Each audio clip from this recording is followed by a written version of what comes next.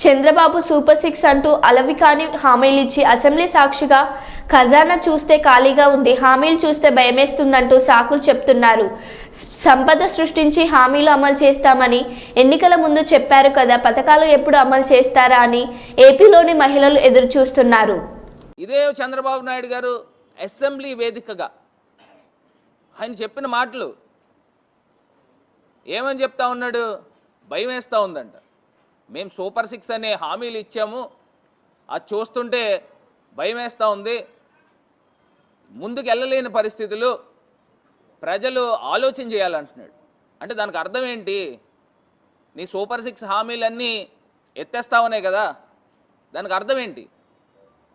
ప్రజలు ఆలోచన చేయాలి. ఇంకా నయం అర్థం చేసుకోండి, ఇంకా నేను ఇవ్వలేనని డైరెక్ట్గా చెప్పేలే.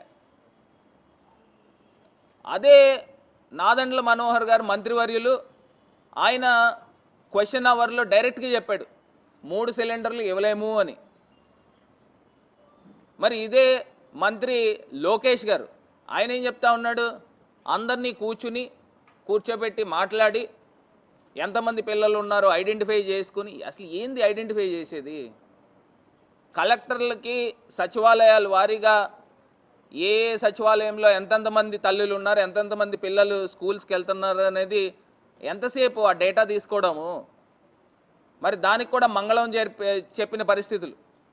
మరి ఇదే ఎలక్షన్ క్యాంపెయినింగ్లో మరి ఏ రకంగా మాటలు చెప్పారు? 15,000 15,000 15,000 18,000 18,000 18,000 అని ఈ రకమైన మాటలు మాట్లాడి, ఇంకో ఎవరో పాపం చిన్న పాప ఎవరో వస్తే మంచి హుషారుగా ఉంది, ఈ అమ్మాయికి కూడా 15,000. అసలు ఏం జరుగుతుంది? అసలు మీకన్నా అసలు డ్రామాలు ఆడేవాళ్ళు నయం. అంత గొప్పగా ప్రజల్ని వంచి డ్రామాలు ఆడారు. మేము అప్పటికి బేసిక్గా చెప్తానే ఉన్నాం, మరి ప్రజలు ఏ రకంగా ఆలోచన చేసి చంద్రబాబు నాయుడు గారు మాయలో పడ్డారో అర్థం కావటంలే. మరి రైతు భరోసాకి మంగళం పలికారా?